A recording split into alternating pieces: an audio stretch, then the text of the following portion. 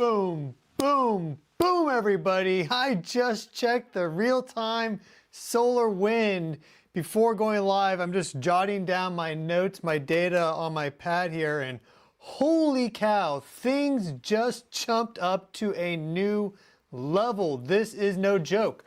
I've been kind of waiting for this, but this is serious. So, hey everyone, hello and welcome. I'm your host, Stefan Burns. We're going to jump right into it. We see the sun right here. This is not normal. This many coronal holes on the sun of this gigantic size is not normal. Does not mean it has never happened before. The sun is like 4.5 plus billion years old. But it's not normal. It's not every single day. We had 2 solar storms launch over the past few days, 2 filaments in between, basically a bunch of plasma. It got sticky. It combined into one big storm. That has been hitting us now for about 24 hours, slowly ramping up. Well, the final impact now has begun. The solar wind strength slowly increase up to 21. Normally it's 5 nanotesla, 21 is 4 times stronger. But it didn't have a magnetic field configuration that was basically conducive to triggering a geomagnetic storm. So it was like, okay, I have a feeling this is going to be a big impact, but we're kind of waiting. Now, right when this storm impacted, magnitude 6.6 earthquake popped off Shetland Islands, second biggest of the year, and also a magnitude 6.1 Vanuatu islands. So back to back, one south of South America near Antarctica, actually just the tip of Antarctica, the other one in the Kermadec Trench, Tonga, south like South Pacific basically, right? Back to back within 2 hours, right as this solar storm impact first began. Now things are going nuts with this impact. Let me show you the real-time solar wind because I turned this on live early so you could get my reaction. This is pretty wild. So here we have our real-time solar wind. Hello and welcome everybody. I'm your host, Stefan Burns, geologist, geophysicist, your cosmic bro, here to help you understand what is happening on our planet. And I wrote this whole list out. It's insane. We had pyroclastic flow, Mount Semeru, Indonesia, flash floods for Hawaii. There is a risk of an imminent dam failure there. We have a category 5 cyclone that smashed into northeast Australia. This is cyclone Narelli. It's now category 3. Will probably re-strengthen with this happening right here. We had a gigantic coronal mass ejection launched on the far side of the sun. And there's a lot happening. Record heat waves across the southwest United States. Let's zone in on this. I'm going to have to punch in so you can really understand what this is. But let's look at our 3-day, okay? Are we cooked? Well, we'll be fine. But that does not mean that these things can't be significant, okay? And if you are in this zone, for example, in Hawaii, that has a flash flood risk, well, yeah, things could get kind of serious. If you're on the slopes of Mount Semeru and that pyroclastic flow is coming at you, yeah, things are pretty serious.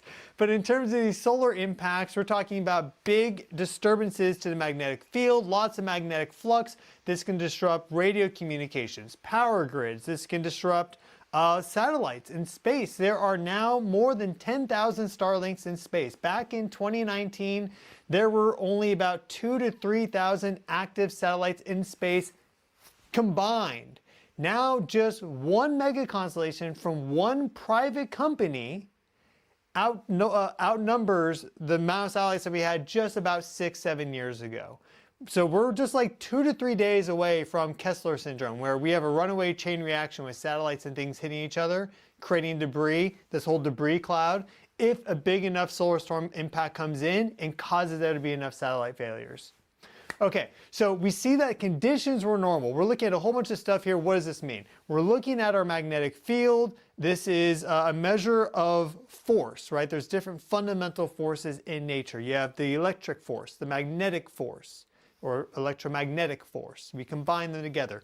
Gravity, they're connected together in a way we still don't fully understand. That's what Einstein was endeavoring to do after he developed his theory of relativity general and special, okay? His unified theory never came to fruition. No one has solved it. How electromagnetism and gravity are connected together in all the elegant mathematical ways, right? For example, gravity we know travels at the speed of light. Why is that? It's not light, but it travels at the speed of light. We have, different forces as well, strong nuclear, weak nuclear. Electromagnetic force is the strongest force that we interact with on a daily basis. You may think it's gravity, it's actually electromagnetic. So we're looking at the magnetic field here. Here we have our solar wind density. This is particles per cubic centimeter. So little charged particles zipping around in space. Super, super energetic, okay? This is the velocity. We're talking velocities of 400 kilometers per second. 500, 600, 800 kilometers per second. It can get really, really fast. So this is incredibly fast, these particles flying through space. Here's temperature. Here is our measure of Earth's magnetic field and the field swings, the volatility, the flux, just you could say the chaos in Earth's magnetic field at the surface. And here we see it form basically ultra low levels. So here it's going from 0 to 9. 9 is a extreme geomagnetic storm, something that we don't see every single day, thankfully, okay? Some people pray for them just so they can see some aurora. Those people are nuts because you get a strong enough storm, things could get really wild here. We're talking big failures across tech, industrial systems, and more. Like, it can happen, especially as we become more dependent on this in the modern day and age. So we were down here at very quiet conditions. As we often see before a really big storm, there is this almost like the tide going out, like a tsunami, right? You enter into this void space. Earth's magnetic field gets perfectly still. Boom, that shock wave comes in. Now, the impact hasn't been that big yet. Again, things have been ramping up over about the past, this is 3, 6, 9, 12, 15, 18 hours. And we see it slowly ramp up here. Our field strength before impact was 5. Again, 5 nanotesla is normal. Then we go up here, we see we're slowly ramping up, slowly ramping up, slowly ramping up. Now we're at 20, okay? Now we're at 21. Oh, what's that? We're at 31 and negative 16 now. That is what got my attention. Effectively what I've been forecasting. The initial forecast from NOAA. This is the NOAA Space Weather Prediction Center. Their forecast was for G2 conditions. So you have minor, moderate, strong, severe, extreme. They're like, hey, we got moderate conditions ahead, maybe some periods of G3 strong conditions. And they actually kind of pulled back on that. Initially, they said G2 with chance of G3, and now they're like, I don't know, G2. Okay, well, I was saying, guys, we're probably looking at G3 and potentially G4. This is a G4 signature right here. Now, we'll see how long this lasts for, but we could be in with a G4 storm in literally like 1 hour. So let me zoom in to our one-day graph, and let's see if even our 6-hour graph looks better. Yeah, this looks better. Sometimes it doesn't show up nicely. Here we see all of a sudden things took a turn, and they did it very quickly. Now 20, negative 13. Now what's this negative number, this red one? Well, you have the solar wind, and it can have, you could say, just to simplify it, it can have a positive or a negative attribute to it, okay? Earth's magnetic field is positive. The way, the orientation of the magnetic field. Imagine like a bar magnet, there's a positive side, there's a negative side. It's a dipole, 2 poles, right? Positive, negative. Earth's magnetic pole is situated a certain way. It's only going to change if it undergoes an excursion or reversal, okay? And then it's going to change. Well, it's not changing right now. Now, the solar wind can change dynamically.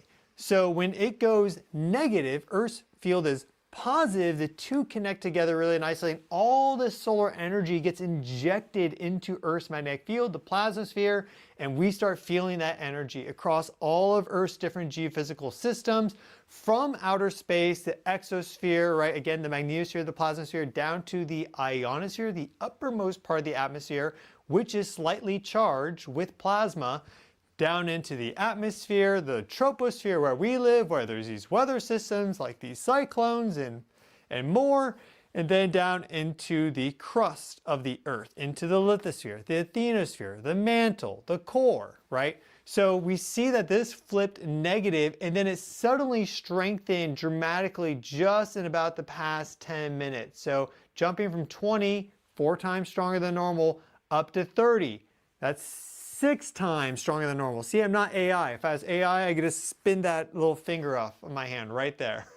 I'm not it. There, 31, negative 16, those are the conditions that you see for a G-force storm. So we could be in a G-force storm in about an hour. Why do I say in about an hour? Well, we're measuring this at about 1% of the distance from the Earth to the Sun. We have a probe in space hanging out about 1% of the distance away from our planet towards the Sun. So it gives us about a 1 hour heads up. It depends on the velocity of whatever's coming in. If it's faster, it travels that distance in a shorter amount of time. But in general, it's about an hour. It's not going to be really less than an hour. And our solar wind right here isn't necessarily super fast. We're talking 500 kilometers per second. It's not slow, it's not fast. It's right in the middle. It's going to be getting faster because of these coronal holes. This coronal hole right here is going into a geoeffective position. The reason why this solar storm is so strong is because all of them have converged together into one impact, like I discussed in my prior video. And as a result of that, it's stronger than normal. Following up behind that, we're going to have a burst of high-speed solar wind, probably about 700 kilometers per second.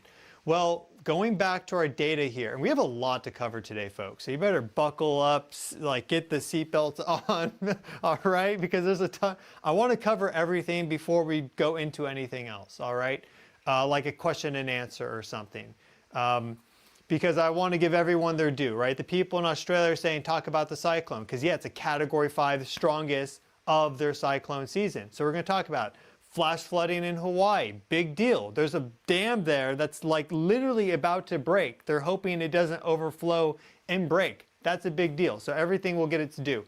Okay, here we see it going up to 31, negative 16. It just clicked in. This is 1952 Universal Time. Now it's 2030.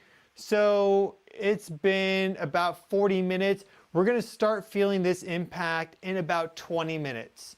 So we're going to come back to this. We're going to be doing this live stream for probably at least an hour. Right now it's saying G1. Expect that to flip to like G3 probably in like 20 minutes. All right. We'll look at it in just a little bit.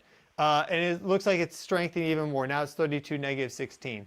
So yeah, this impact is probably going to be big. I don't expect this to just wrap itself up and be done with instantaneously.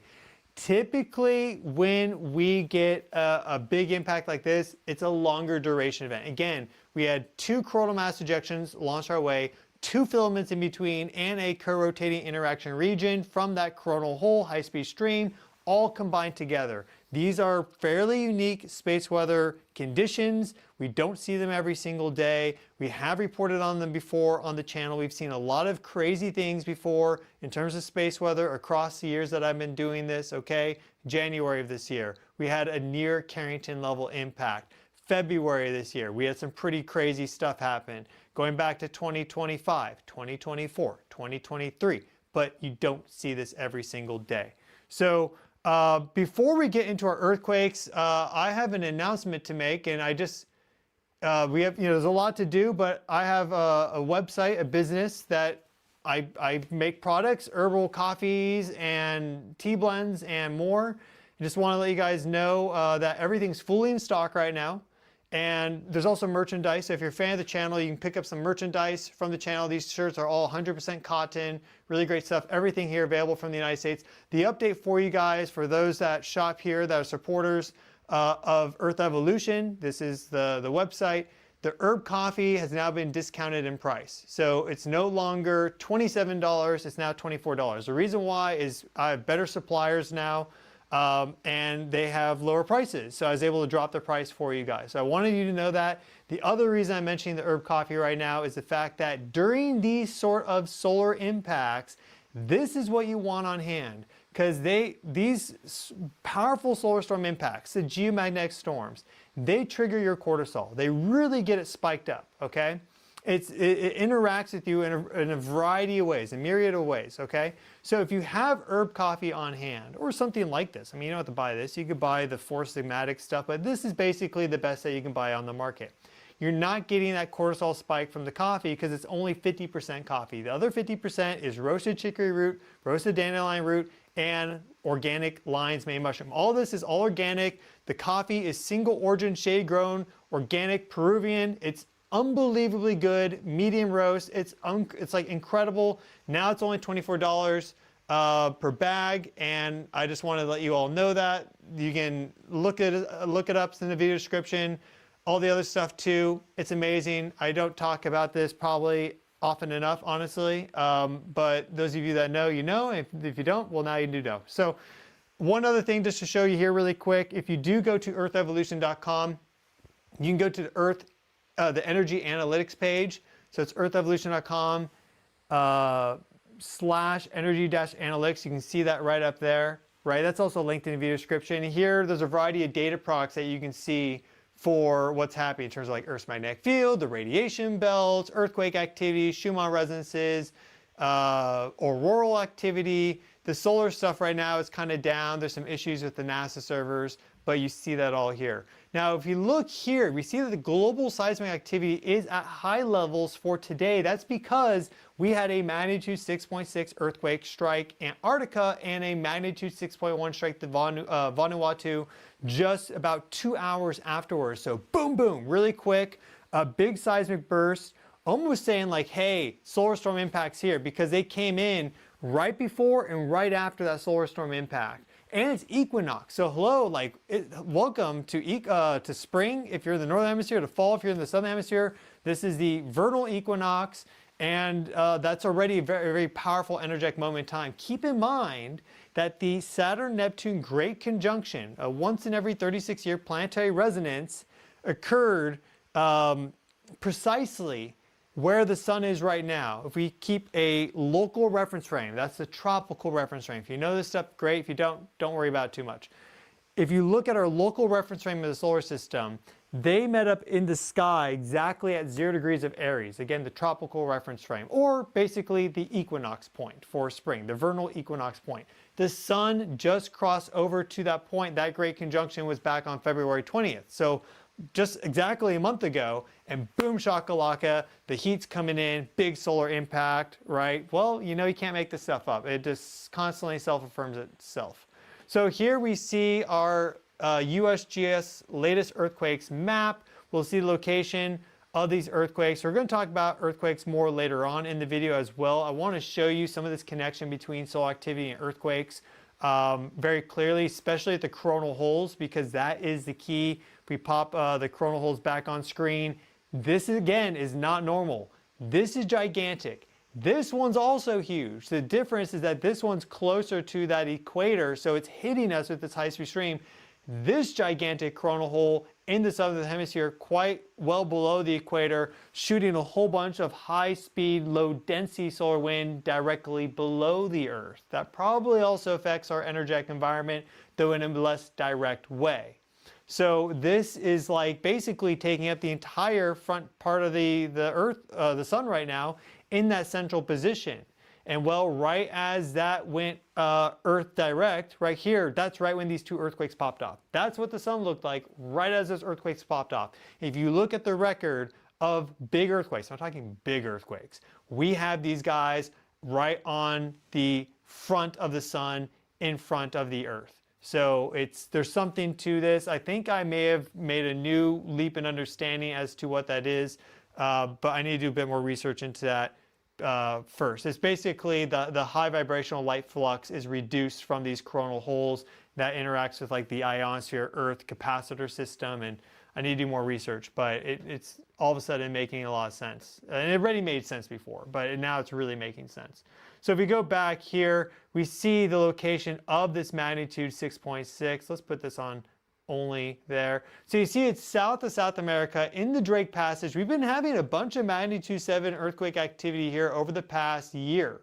Okay, so going back into 2025, tons of activity there. Now we have the second strongest earthquake of 2026 right here magnitude 6.6, one 5.6 aftershock, and that is a big shaker. You move over here to the South Pacific and you'll see Vanuatu, and we see our magnitude 6.1 right there.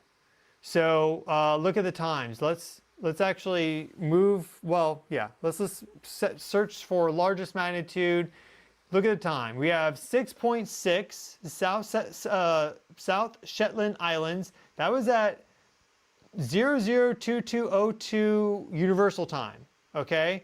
Then we go to 2:30 a.m. Universal Time for the 6.1. So again, basically 22, well, like, you know, first thing in the morning for this one, and then 2:30 a.m. for this one, Universal Time. Our solar wind data is in Universal Time. So we can go there and let's just kind of go back and look specifically to see when that happened.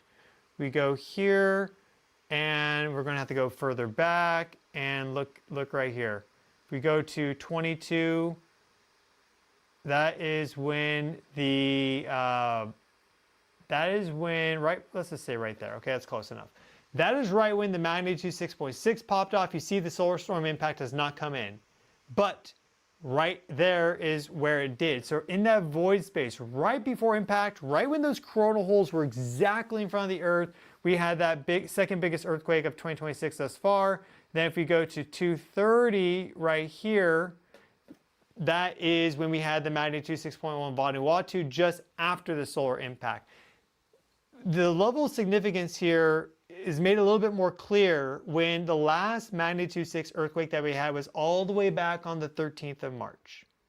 So for a week, we had a pretty big reduction in seismic activity.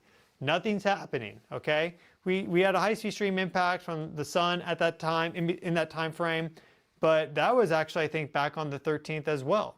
Let's go to our 30-day here. That was right around, yeah, that was on the 14th. So if we look at our data, high-speed stream impact right here came in on the 13th, and then it shot up. And we're doing a little detective work right now. We got a lot to cover today, folks. I hope you're all doing well. I hope you're feeling good. Look good, feel good, look good. And, you know, making sure you like do some basic exercise, walking, drink a lot of water, hydrate, eat good food, grounding. These are all very good things to do when we get these sort of heightened energy flux periods. If you go to newest here, we see that this magnitude 6.3 Chile was at 13:39 Universal Time on the 13th. So 13:39 Universal Time on the 13th, we go back to our real-time solar wind, and we see that with the last high-speed stream impact, oh, when did that come in? Let's just kind of get this centered here. This first came in right around 7 a.m. on the 13th. So we started to have that high-speed stream impact, boom, magnitude 6.3 Chile. Nothing happened then afterwards in terms of magnitude 6 activity until this solar storm came in. And then all of a sudden you have double burst right there, right? So the timing, just the timing is so significant that the moment that this really big solar storm's coming in, almost like saying, get ready folks, this is a big one, and two big earthquakes pop off like warning bells, the bells are ringing, boom, then it happens. Now we're in pretty intense solar wind conditions. Let's refresh this, look at our 6 hour again, and just really make sure we're getting the absolute latest data. Okay, so now we're seeing that the solar wind, 33, negative 22, now it's 33, negative 9. We'll see how much, if this is going to go positive, whether it's going to go back down to really strong negative values. Either way, that is a pretty strong connection, and it's just about to start connecting to our magnetic field because, again, we're picking this up a little bit in advance. So we do have a little bit of a heads up here. Biggest earthquake of 2026 thus far, magnitude 7 there underneath Borneo in Malaysia, okay? And while following that, we had a bunch of volcanic activity in Philippines, and Indonesia. As you may recall, if you've been watching this channel or my clips channel, both are linked in the video description. This was a deep earthquake going down 629 kilometers. Very few earthquakes, magnitude 7, basically zero earthquakes, magnitude 7 or greater in this location across a very long time frame. Most of them are clustered around here. This is highly anomalous, and then we start getting these earthquakes pumping and these volcanoes pumping. And well, the latest in that is, that's not the one I want, is this pyroclastic flow, Mount Semeru. So that's not a tiny pyroclastic flow. That's a pretty big pyroclastic flow that occurred today on equinox the 20th. So this has been a very hot equinox, you could say. When the sun crossed over into that new astronomical spring year, 0 degrees of Aries, if you use a tropical system, boom, boom, boom, shakalaka. We are going. Now, again, if we go back here, that was on the 22nd of February. Let's see what the sun looked like on the 22nd of February. We can do that by going to, should have it here, there we go. We'll choose the 22nd of February. And it may take a little bit of time to load. Here we go. Oh. Well, would you look at that?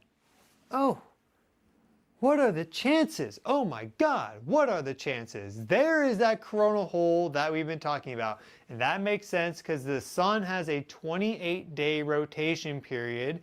And well, you go from the 22nd of February to now, and well, there you go. So that's the coronal hole that we are seeing right now, about 20, like a month ago, basically, okay? It's a little less than 28 days because February is a short month. If you look here again, this is what it was a month ago.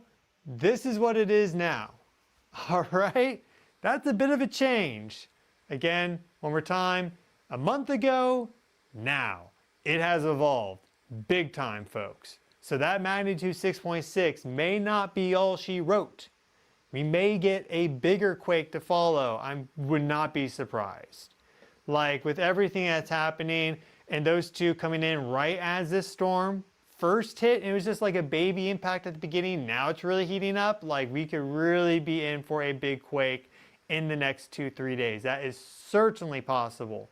But again, I'm just showing you just another example. The two biggest earthquakes of 2026 have this coronal hole in that center to geoaffected position. That's what these coronal holes do. They're so well correlated with high magnitude earthquake activity. If you can't see this, then you're delusional. I mean, there's research papers on this. I mean, people have talked about it. You just look at the data yourself if you want. Just choose the highest magnitude earthquakes going back to the year, let's say 1980, and you just look at the data and it matches up every single time, basically. It's like 90% of the time. So we could do that for 2025 and 2024, and we go through all the earthquakes if you want. I'm not sure I want to spend that much time on this in the video. We have a lot to cover, but I wanted to show you that the two biggest earthquakes of this year thus far are connected very intimately with that coronal hole. And well, it's probably going to show up again for another rotation in a month. So in a month's time, I'll be talking about this, I'm sure, unless it completely disappears. Very unlikely. These coronal holes are long-lived structures. They last for a long time on the sun. Now, let's look at our coronagraph because we actually had a pretty significant coronal mass ejection from the far side of the sun today. So we're looking at our C3 view. You'll see a full halo coronal mass ejection blast off near the end there. See that? That's that full halo coronal mass ejection. That's from the far side. It's not from Earth direct. We can actually see this with our SUVI imagery if you look closely. See that full halo? That's very, very nice. If we go to our differential, it should show up fairly nicely. I haven't looked at this yet, but it should show up pretty nice. So let's see what our differential chronograph shows. That's equinox for you. And we should, yeah, there's our full halo coronal mass ejection from the far side of the sun. I want to show you the sunspots on the far side of the sun. Here they are. We have a probe right now exactly on the opposite side of the sun. This is solar orbiter, this is the Earth, that's the sun, this is solar orbiter. So we have this good view of the sun exactly from the far side at this time. And I will open this up in a new tab so we can really see these sunspots. This is what we have coming over the next, well, it's exactly on the opposite side. So the sun, the Earth facing side of the sun will effectively look like this in 2 weeks. It takes 7 days to go from here to the limb. So for the front and the far side to get swapped is a 2-week process. Again, 28 days for a full rotation. So in 2 weeks' time, this is what the Earth-facing side of the sun is going to look like. If we look at our calendar really quick, because we have some big planetary geometry and 2 comets coming in for April. We have the Sun Grazer comet, April 4th. We have C2025 R3 Pan-STARRS making a perfect Sun-Comet-Earth alignment on the 25th of April. It's perihelion on the 29th, cutting right in front of the Earth's orbit near Mercury. That's a big deal. Critical planetary geometry around 420 this year. Like 5 different planetary alignments across the entire solar system. It's nuts. In 2 weeks' time, it will be April 3rd. Yeah, I'm looking at the map right here. The 27th is 1 week. In 2 weeks, it's April 3rd. So we are going to have the sun look like this right as a sun grazer comet flies in and gets closer to the sun than the Earth-Moon separation distance, and there is a non-zero chance that it actually impacts the sun. You want to see what happens when a comet impacts the sun? I'm not talking a small comet, I'm talking a big comet. Let me show you what happens when a big comet impacts the sun. And it's not just about the size of a comet. Obviously, a comet is small compared to the sun. It's about plasma processes, how it destabilizes different electromagnetic circuits on the sun, and that can trigger the ejection of a coronal mass ejection, like the ejection of plasma, basically. So I have this video here. It's really quite interesting. I've talked about this before, so I'm not going to go through all the science of it in this video because I've discussed it already on quite a few videos. But here we have it. See this comet? It's coming in. This is 2011. Watch how it fragments. Giant coronal mass ejection. Now, this isn't exactly how it looks as it relates to the 2D view, okay? Because this is kind of looking at it. You can look at this as a 2D thing, and you're like wondering, well, how does it hit on this side and the coronal mass ejection goes out the other side? It's actually coming in at an angle like this, okay? See how it's coming in at that angle? And then that coronal mass ejection is launching off at that angle. So this is all far side activity. This is all happening on the sun's far side. But what's happening is the sun has gravity, a lot of gravity. So as you get closer to the sun, it's making you go faster and faster and faster. And your kinetic energy, you have potential energy being converted to kinetic energy. When things move fast enough, they actually just ionize into plasma. So it simply just ionizes. And it's called the critical velocity. So whatever this comet's made out of, which has a low density and therefore low gravity, as it gets pulled into the sun, and this one's on a collision course, it simply ionizes into plasma. We see that at the end. It actually spreads out fragments. That's the plasma. Now you have this plasma beam coming into the sun. Now, because it's plasma, gravity doesn't really matter anymore. Once you get close enough, plasma follows the magnetic field and the electric field versus gravity. Because the electromagnetic force is so much stronger than gravity, 10 to 36 zeros times stronger. So all of a sudden that happens, it can route to different field lines and then all of a sudden flow down in these structures that maybe were stable. Now you get this injection of plasma from an external source, causing them to destabilize, boom shakalaka. And you see here that we also have a planetary cazimi that's occurring at the same time. We have cazimis happening right now. We have Saturn and Neptune right now effectively conjunct the sun. So we get these things to happen quite a bit more than you think. And well, if we look here, these are the 2 coronal mass ejections that we had that are triggering primarily this solar storm impact right now. It's these 2 coronal mass ejections, 2 plasma filaments, and also a coronal hole high-speed stream impact. So pretty significant stuff. Now, I showed you that far side coronal mass ejection. Let me show you this. This is pretty cool. So we can actually see that far side coronal mass ejection with our SUVI imagery. And let me actually refresh this before showing you so it doesn't freak out. And we'll get this on. Okay. So you're going to want to watch closely, but you'll see basically a shockwave launch from the far side. It may have already happened. Yeah, I think it already happened. So you're going to see at the very beginning this plasma tendril basically launch off when this resets to the beginning of today. Give this a watch. You'll see it. Oh, there it was. Maybe I'll get this slider bar there. It's probably easier. Okay, so there's that plasma tendril. Watch right here. You'll see the shockwave launch. It's very faint, but you'll see it. I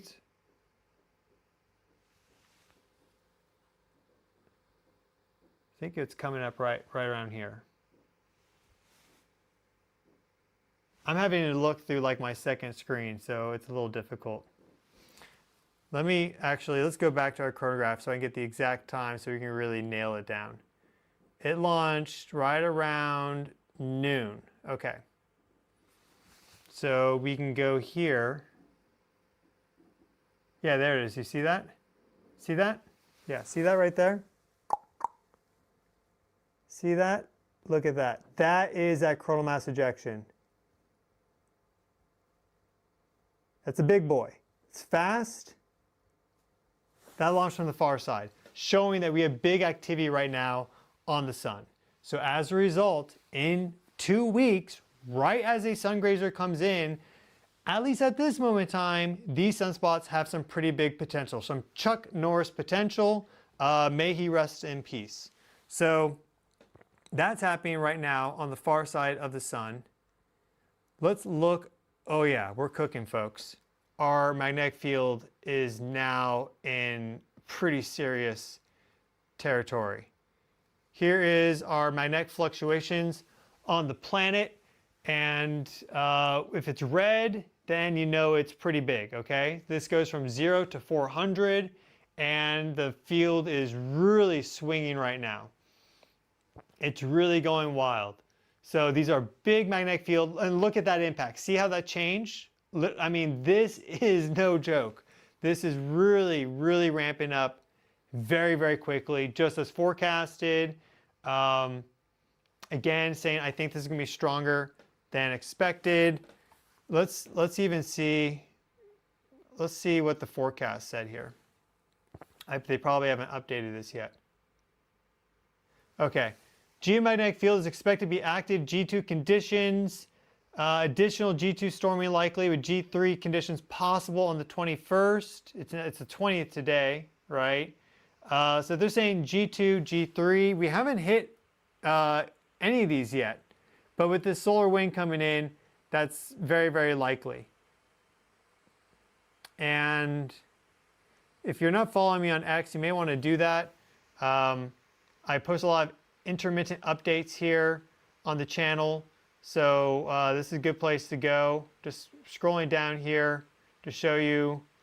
I think this solar storm impact is going to be much stronger than people are expecting. Plasma often exhibits a sticky capacity where multiple storms combine together, even though they're different launch times and velocities would indicate otherwise, probably due to particle flux and reorganization within larger magnetic field dynamics. Should be a good show. We could get a miss. That's doubtful. Yeah, I did not miss, folks. So you can follow me on X if you want. Let's talk about some of this other stuff that's happening right now on the planet. We'll get back to the storm stuff. Hope you're all doing well. Yeah, I understand not wanting to use X. That's why I'm doing all these updates here with this live stream. So you can, even if you don't have X, you can be fully on board. It's a wild west out there. It's whatever. I just like the fact that it's really easy to post updates there, better than any other platform for that. Like short, quick, there's the info. It's great for that.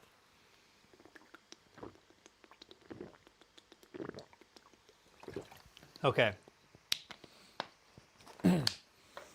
So we have Hurricane Norelli here. It was a Category 5 just before it slammed into northeast Australia. We see that there, wind speeds 230 kilometers per hour, crossed over at Category 4. Then it dropped to Category 3, which is where it was until just recently. Maybe it still is. There's a bit of uncertainty with these things in terms of like that immediate moment in time. But it looks like it's now Category 2. At least this is what zoom.earth is saying. But when I loaded this up earlier, it was saying Category 3. Regardless, Category 3, Category 2, it's a big cyclone. This is the biggest cyclone for the tropical cyclone season for Australia this season. It goes through 25 and 26 for them. So because of this storm, don't be surprised if there is a sudden intensification to this again, maybe to Category 3 or 4. Wouldn't surprise me. We see with these sort of impacts, these high-speed stream impacts, an increase in vorticity about 2 days later. So right now we're in it. It hasn't been 2 days, of course, but we are seeing lots of magnetic flux, huge amount of charging. That could just already influence things. But as this crosses over, this could re-intensify. They also show it could re-intensify to Category 2 over here. A lot of heat in the ocean, and some of the models are actually showing it curve around and slam in down there. So if it does get across northern Australia, it has plenty of time. This is going to be pretty much after the solar storm impact, right? It's going to be the tail end when all this stuff can kind of start to move down into deeper layers of the Earth geophysical system like the atmosphere. It'll have plenty of time to absorb energy, and it could re-strengthen. So keep that in mind. That is very, very possible. We also are having flash flooding in Hawaii.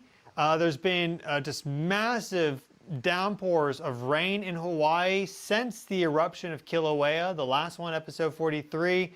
Kilauea erupted, biggest eruption yet. Then immediately, big Kona storm came in.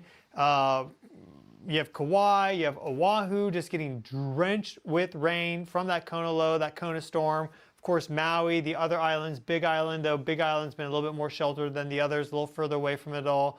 But there's right now a flash flood warning in effect for Waialua and Halauea. And there is a dam, I guess. I don't have all the info for this, okay? I'm just relaying what I got. There's a dam somewhere up here that is at the imminent risk of failure. So I don't think it's failed yet. The latest update, it hasn't failed, but it's at imminent risk for that. And so just like things are happening, right? This is quite significant. And this weather system off the coast of Hawaii, the Kona storm, goes back to the 13th of March, that other high-speed stream impact. And again, high-speed stream impacts, about 2 days later, there's a sudden increase in vorticity and the weather systems get stronger. It's been persisting. So 2 back-to-back coronal hole impacts. And now we're seeing, because there's been so much rain, flash floods. So that shows you it's not, it's not just related to the sun, of course. There's so many different inputs to weather. It doesn't help though, right? When you get big space weather, it's not going to help your rainstorm. Simply, it's just not going to help your rainstorm. It's just going to make it crazier. I can't think of a single example. I don't remember a single example of like where we had a big weather system and then there was a geostorm and then it just like completely collapsed and fizzled out. Every single time it's been like sudden re-strengthening, Category 4 again. So now this isn't a cyclone off the coast of Hawaii, the Hawaiian Islands, but it's pretty big Kona low. We can actually look at it here with zoom.earth. It has started to decrease a bit, but it's still pretty active. We can look at our radar data here. Maybe not that one. Here's our precipitation data. And we see just a lot of precipitation over the island, specifically over Oahu and Kauai there. So a bit of an atmospheric river passing over Hawaii, as you can see, and it's going to continue going through the 21st. It's going to move over to the east, really hit Maui, some of those islands, maybe eventually get to the big island. But it's basically been non-stop activity. Yeah, the coronal low is breaking up now though. There was a big low pressure system over here about a week ago. So we're at the very end of that, but we'll see what happens as it relates to, let's say, like re-intensification.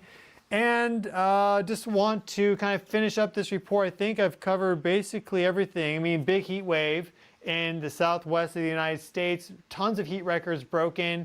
There were record heat, basically record heat temperatures for astronomical winter all across the southwest of the U.S. And I think we're going to start, and also March records are broken. I think some of these temperatures are even greater than like April and May, though don't quote me on that, but I'm pretty sure like these heat spikes across the southwest of the U.S. have been insane.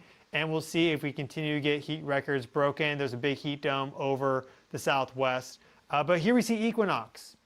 You know, equal day, equal night.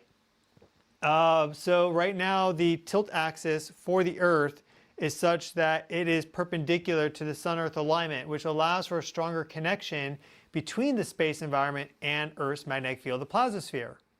There's like 40 times more energy, not 40 times, 40% more plasma on average that gets allowed in during these sort of equinox periods. It's known as the Russell-McFerrin effect. There's also the equinoctial effect. We don't really know exactly what it is, but we have some different theories. That's what they are. Theories are ideas with good data behind them, but they're not like 100% proven fact, right? Science operates with theories, not just like this is the commandment and all shall obey. Though scientism is what that is, and a lot of science now is actually masquerading around. It's actually scientism. But, you know, science is a religion.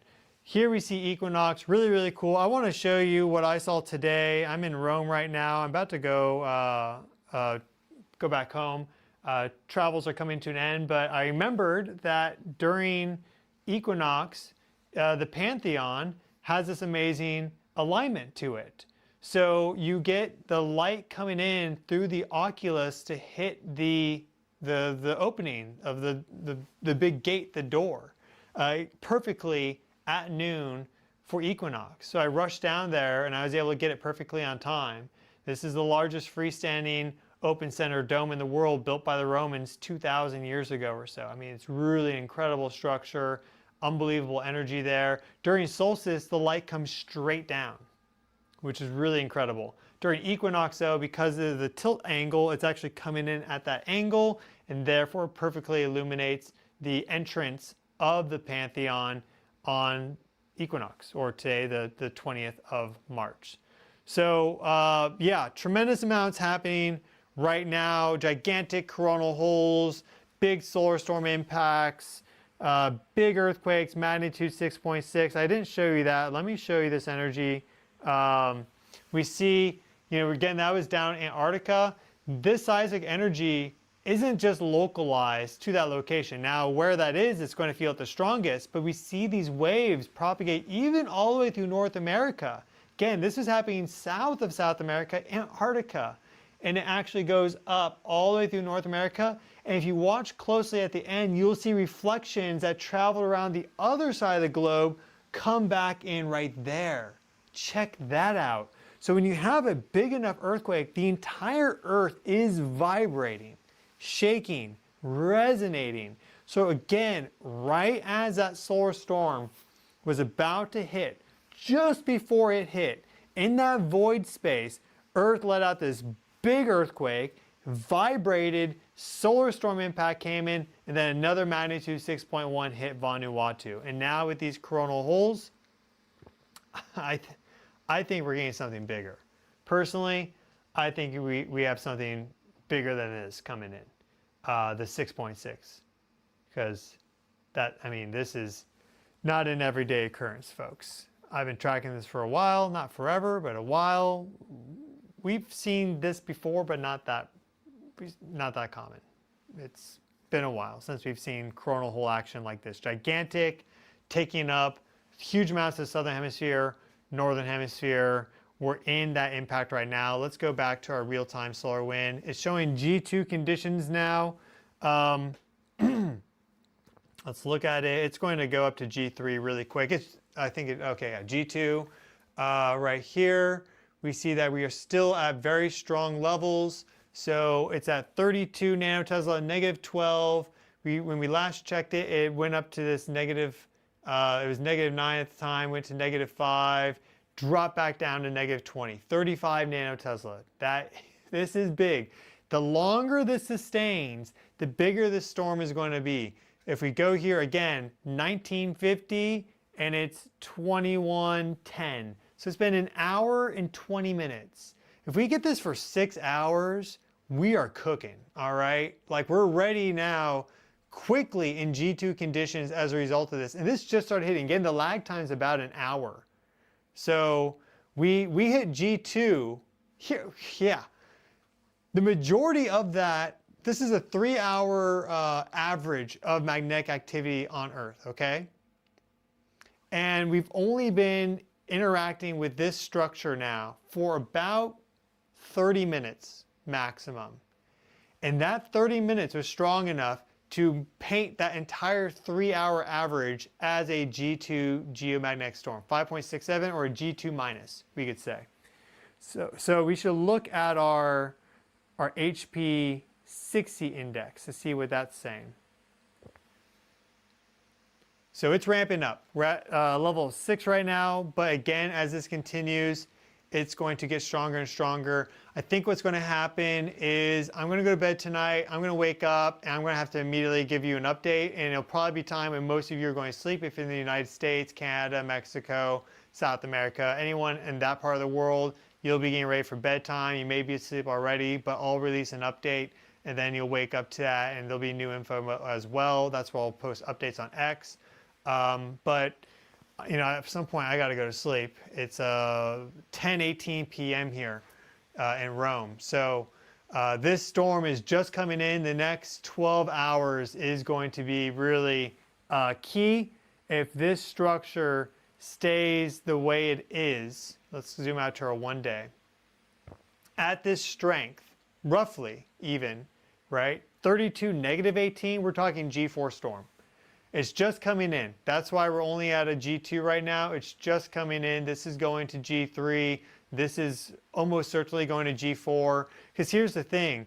Right now the density is at 26.5 particles per cubic centimeter. So it's very, very dense. This is that high density wall that hits us first. Let me show you that. I have a graphic here. I've shown it many times, and I will show it many more times. It's fantastic.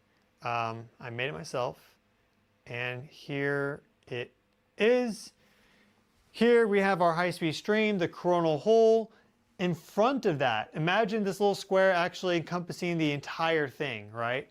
This is the high-density plasma that we're in right now. Behind it is low-density, high-velocity. So after this impact gets Earth's magnetic field vibrating, all of a sudden the solar wind comes in really, really fast. And that really triggers the geomagnetic volatility on our planet. We can look at that with another graphic I have here.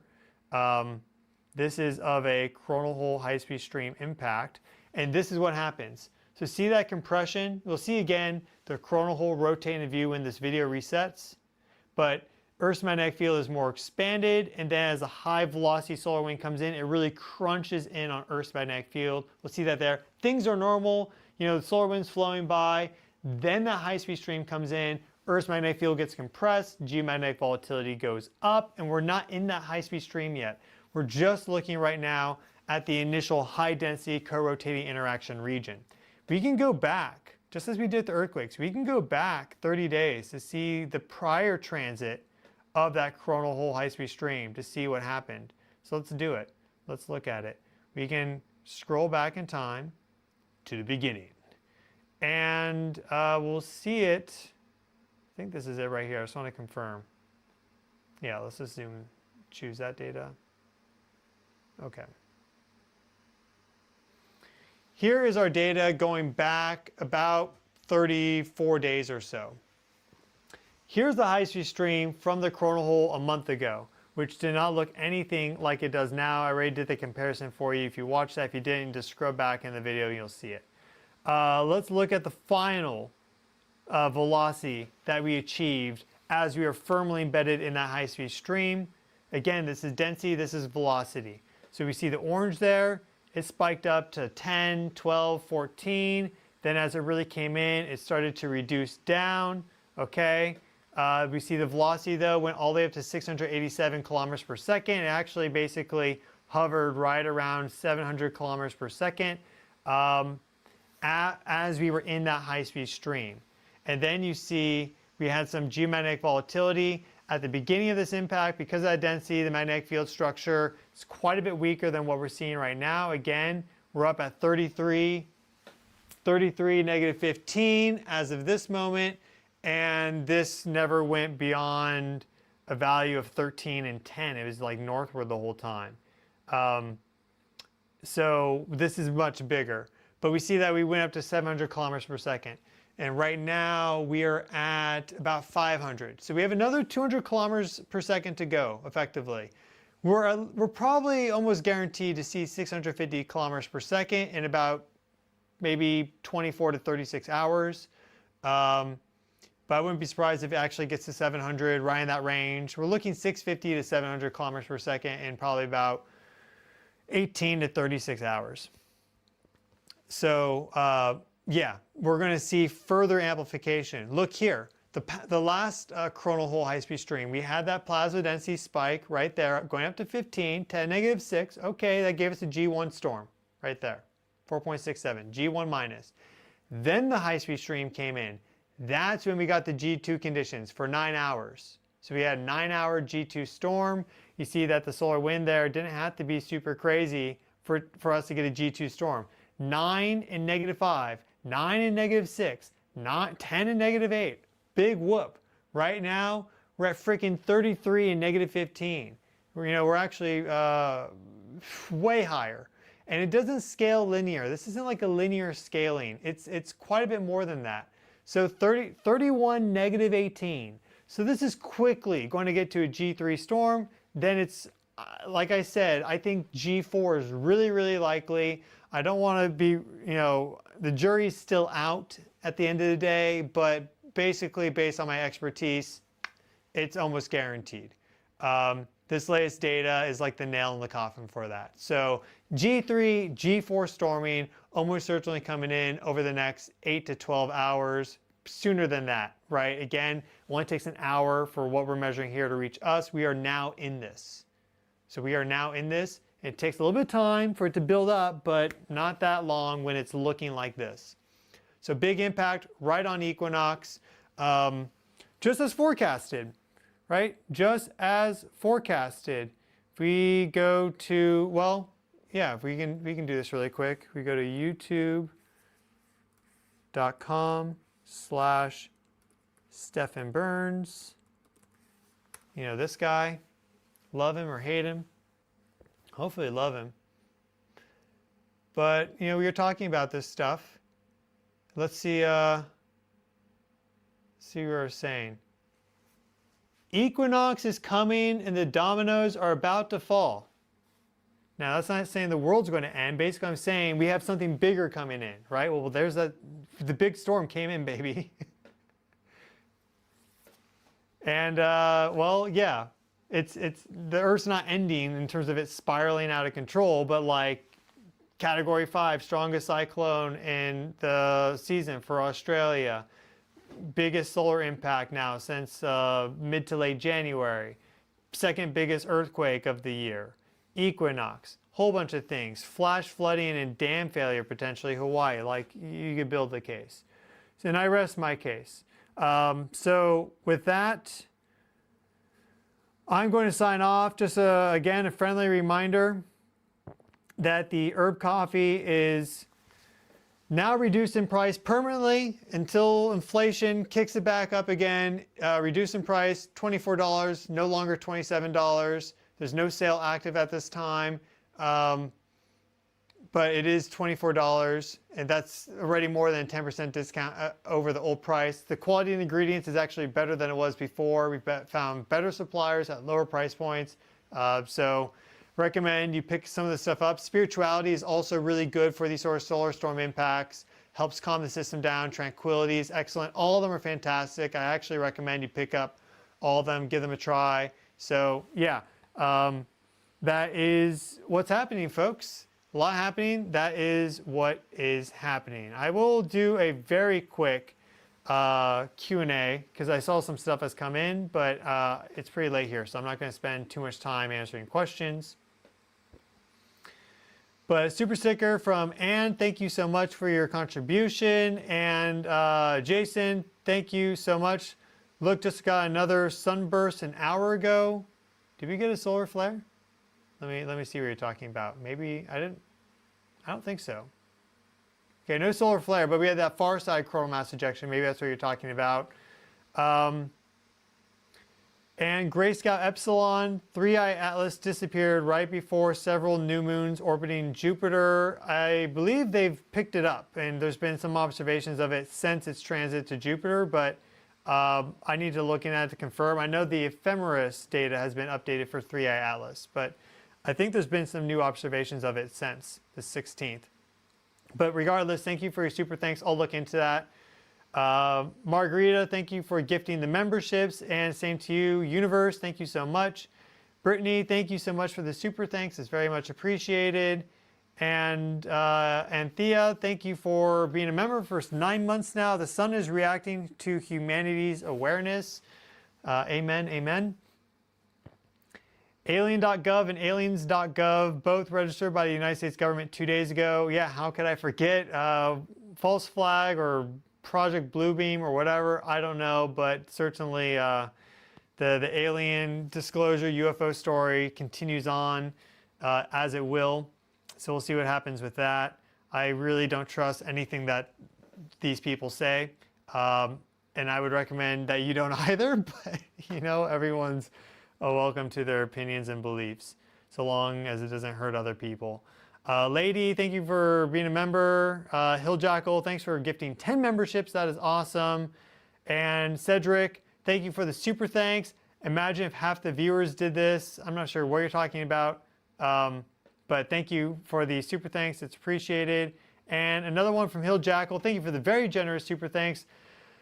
Soul Tribe brothers and sisters, wishing you all a wonderful and safe weekend. Many blessings. I extend that out also to all of you as well. So I echo that. That's very, it's really just the right thing to do. We need to be supportive of each other. So it's a lot of energy coming in. So thankfully it is the weekend. Take that time to rest. Do not feel bad about resting. One of the great pieces of programming that's been done for in a lot of cultures, especially the United States, is that you always have to be doing something. You always have to be active. And it is not a problem to, at times, rest and relax. So, for example, Marcus Aurelius wrote that, you know, you can be a man of great intensity and relaxation. It's not a problem. But if you forget about the relaxation, where's your intensity? You're going to burn out. You're not going to have it. So take the time to rest and relax when these sort of things happen. Big aurora viewing event. If you live in Europe, northern latitudes, you want to get out for aurora. I doubt I'll see them in Rome with the light pollution. But if you're in northern Europe, make sure you go out there. For people in the United States, down in mid latitudes, that'll be kind of the closing update. Make sure you go out and give it a look. I'll look at our aurora view line. It's going to update because, again, they only have this for G2. And Cedric, thank you for the other super thanks. Much love. PAC, thanks a bunch for the global and cosmic awareness you share from Alaska. You're going to be in for a show, my bro, or my bra-et. So enjoy that when that comes in. You'll be right in it. That's going to be awesome for you. Mary, thank you so much for the super sticker. Earth Conscious Soul, thank you so much for the super thanks. Namaste. Yvonne, thank you for the super thanks. And Becky, thank you so much for the super thanks, the big super thanks, very generous. So much love, namaste, and much love to all of you here watching the live stream, supporting the channel, my clips channel as well. That is Stefan Burns Clips. It's linked in the video description. I release updates there for my live streams. like little clips from my live streams, or standalone videos too that are just shorter. So all that is there. I have my X account at Stefan Burns Geo. Instagram is Stefan Burns Official. Whatever, all the things that don't matter nowadays. You know, we want to live in the real world. I'm happy to provide all this data and updates for you. It's super valuable and important. But make sure you disconnect every now and then. Just in general. Just, you know, get out there, do things, have fun, talk to people, get off your phone, get off your laptop, open up your eyes, smell the flowers, get your feet on the ground. Yeah, here we have our aurora view lines, but again, their forecast is only for KP of 6, a G2 storm. So this is going to push further south. This is much bigger than that. So expect it going down even to these latitudes. And people in, for example, the southerly states may even see red glow. So if you're in these areas and you don't have that much light pollution, I would get at it, baby. This is your chance to see a really good aurora viewing. If you're up in Canada, you actually may have to look south to see these aurora, or you're going to be looking straight up overhead. It's going to be pretty big. So yeah, that is your update for today.